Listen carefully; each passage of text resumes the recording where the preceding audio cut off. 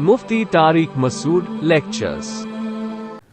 کہ کچھ لوگ تو ایسے ہیں جو آخرت پہ یقین ہی نہیں رکھتے، کچھ ایسے ہیں جو مانتے ہیں کہ ہمیں مرنے کے بعد حساب و کتاب دینا ہے، لیکن وہ اس خوش فہمی میں مبتلا ہیں کہ جیسے ہم دنیا میں اچھی حالت میں ہیں آخرت میں بھی اچھی حالت میں ہی رہیں گے۔ تو یہ بھی خوش فہمیاں ہیں، غلط فہمی ہے۔ تیسرے وہ لوگ تھے جو یہ کہتے ہیں، اب بھی ہیں ایسے لوگ، اس زمانے میں بھی تھے، کہ ہمارے جو شرکاء ہیں جن کو ہم نے خدا کے ساتھ اللہ کی عبادت میں شریک کیا ہوا ہے، چونکہ یہ اللہ کے نیک بندے ہیں، نیک لوگ ہیں، یہ ہمیں بخشوا دیں گے، ہمیں عمل کی ضرورت نہیں ہے۔ اس پر میں نے پچھلے ہفتے تفصیل سے بیان کیا تھا کہ اندھی عقیدت انسان کو برباد کر دیتی ہے۔ اور اندھی عقیدت ہوتی کیوں ہے؟ کبھی کسی کے گیٹ اپ کو دیکھ کے انسان متاثر ہوتا ہے، واہ واہ واہ واہ کیا نورانی چہرہ ہے۔ کبھی کسی کے جذباتی بیانات سے متاثر ہوتا ہے، نعروں سے۔ ہمارے ہاں عمل کو نہیں دیکھا جاتا، باتوں کو دیکھا جاتا ہے، نعرے۔ کام کیا کر کے دکھایا حضرت جی نے؟ وہ زیرو۔ نعرے بہت، کام نہیں دیکھا جاتا کہ کام بھی کچھ ہوا ہے کہ نہیں ہوا۔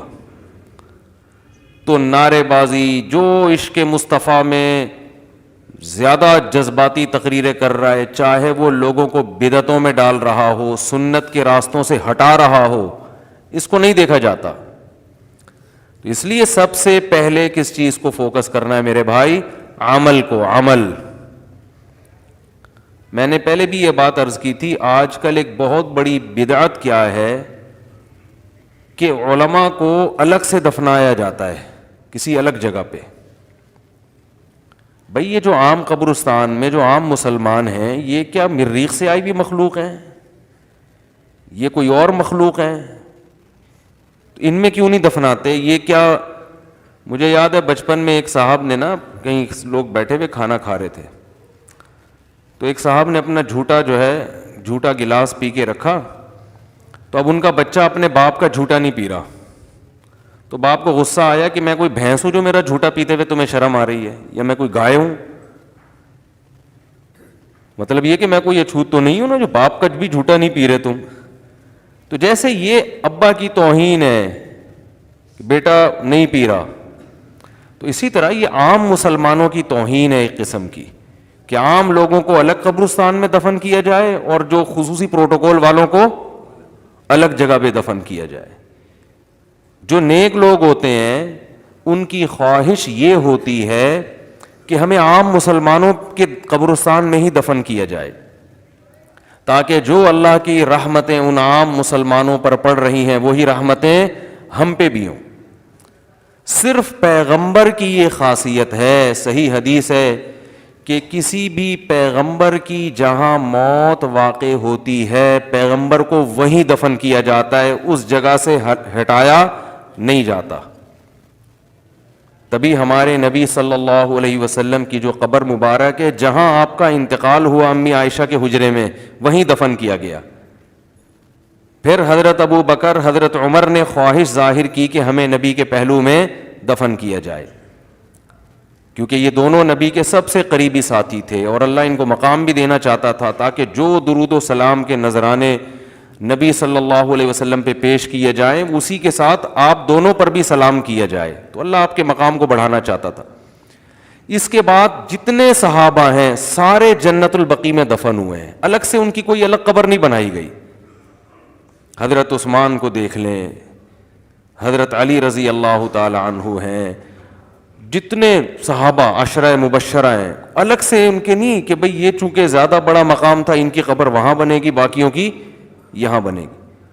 تو جو مرنے والا ہوتا ہے اس کی تو یہ چاہت اکثر نہیں ہوتی، لیکن بعد کے مریدین کیا کرتے ہیں، وہ اپنے مشائخ کو، اپنے پیروں کو پروٹوکول دینے کے لیے الگ دفن کرتے ہیں۔ تو یہ عمل اللہ کو خوش کرنے والا نہیں ہے۔ اور اس سے شرک اور بدعت بھی پھیلتی ہے. کیونکہ جب آپ دیکھیں گے کوئی الگ سے قبر ہے, الگ سے پروٹوکول ہے, تو جن کے مزاج میں شرک ہوتا ہے وہ پھر اس کے ساتھ الگ سے کچھ کرنا شروع کر دیتے ہیں. قبروں کے طواف بھی ہوتے ہیں, قبروں پہ سجدے بھی ہوتے ہیں, قبریں اونچی بھی بنائی جاتی ہیں. صحیح مسلم کی حدیث ہے, رسول اللہ صلی اللہ علیہ وسلم نے حضرت علی کو حکم دیا کہ مدینہ میں جا کے دیکھو کوئی بھی تصویر نظر آئے, یعنی جاندار کی, اس تصویر کو بھی مٹاؤ, اور کوئی قبر ایک بالش سے زیادہ اونچی ہے اس کو گرا دو. تو حضرت علی رضی اللہ تعالیٰ عنہ کو آپ صلی اللہ علیہ وسلم نے باقاعدہ اس کا حکم دیا. تو اس لیے میرے بھائی, عقیدت میں اندھے ہو جانا اور شریعت کو چھوڑ دینا, اس سے اللہ بالکل بھی خوش نہیں ہوتا. اس سے پبلک بہت خوش ہوتی ہے. پبلک چلتی ہے نعروں کے پیچھے, پبلک کو جذبات سے ہٹ کے باتیں پسند ہی نہیں ہیں.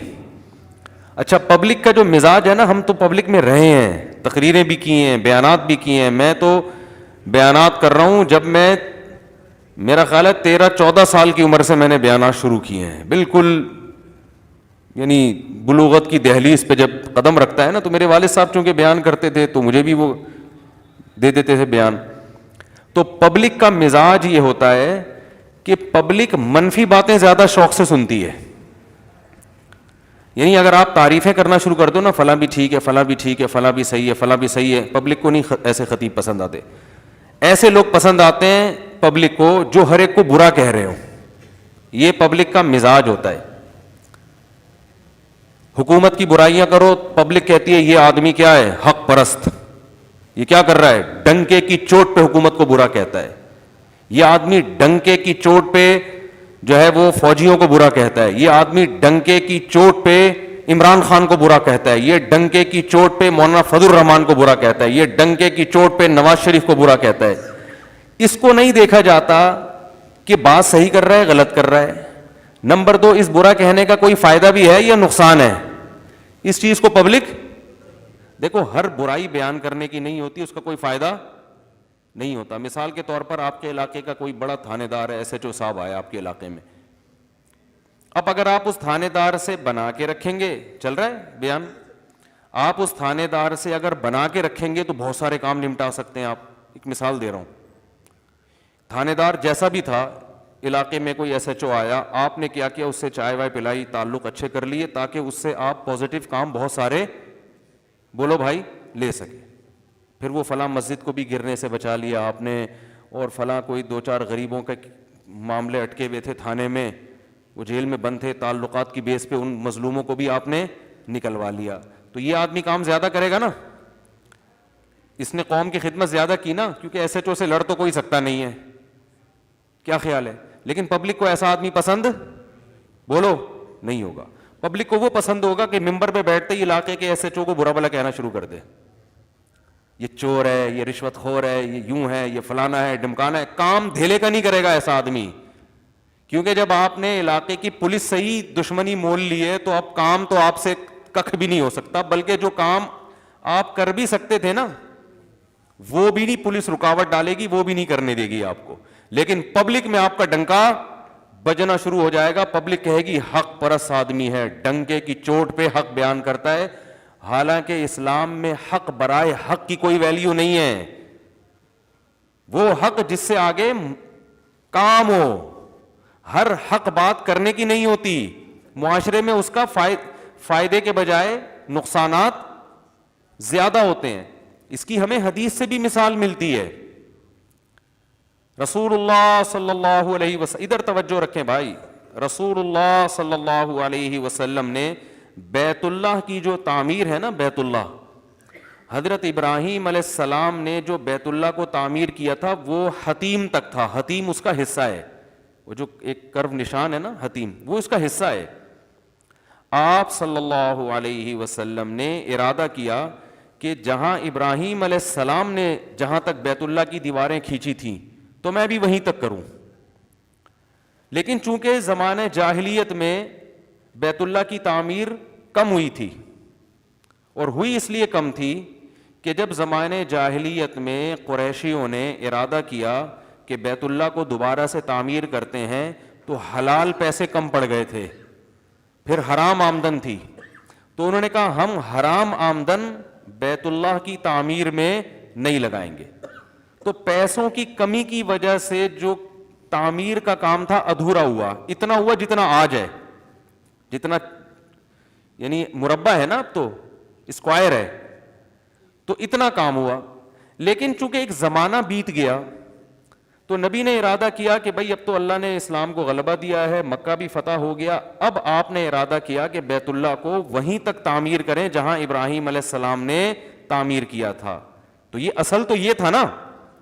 لیکن آپ صلی اللہ علیہ وسلم نے فرمایا کہ ان قومی حدیث عہد بالجاہلیہ, بہت سے لوگ جاہلیت سے نئے نئے مسلمان ہوئے ہیں, ابھی ایمان ان کے دلوں میں پکا راسخ نہیں ہوا. اگر میں نے یہ کام کیا تو وہ یہ سمجھیں گے کہ میں حضرت ابراہیم کے قبلے کو چینج کر رہا ہوں.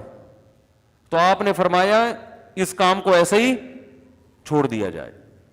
تو طواف تو پورے بیت اللہ کا ہوگا, حتیم کے باہر کا, لیکن تعمیر آدھی. اور اس وقت سے لے کر ایک دفعہ ایسا ہوا امام مالک کے دور میں کہ جب یہ حدیث خلیفہ کے پاس پہنچی, اس نے کہا کہ بھائی اب تو اسلام طاقت میں آ گیا ہے, تو اب میں اس کو بیت اللہ کو بڑا کر دوں گا. تو اس نے بڑا کیا, تو لیکن کیا ہوا, بعد کے خلیفہ نے اس کو گرا دیا کہ بھائی نبی نے نہیں کیا تو انہوں نے کیوں کیا. امام مالک نے فتویٰ دیا کہ جس حال میں نبی نے چھوڑا ہے نا اس میں کمی بیشی کی اجازت. بولتے کیوں نہیں بھائی, نہیں ہے, خدا کی قسم اس حدیث یہ سمجھ میں آ جائے نا, دینداروں کے بہت سے مسائل حل ہو جائیں, آج بہت سے مسائل حل ہو جائیں. ہمارا ہر کام حکمت, مصلحت, بصیرت سے خالی ہوتا ہے. یعنی اگر میں یوں کہوں کہ مسلمان معذرت کے ساتھ کہ بصیرت لیس ہونا مسلمان کی ایک صفت بن چکی ہے کہ جتنا سینس لیس ہوگا اور جتنا حکمت اور بصیرت کے خلاف چلے گا اتنا پکا اور سچا مسلمان سمجھا جاتا ہے. یعنی یہ علامت بن چکی ہے. تو بھائی یہ علامت نہیں ہے. مسلمان زیرک ہوتا ہے, عقل مند ہوتا ہے, وہ حق بیان کرتا ہے جس کا معاشرے کو فائدہ ہو.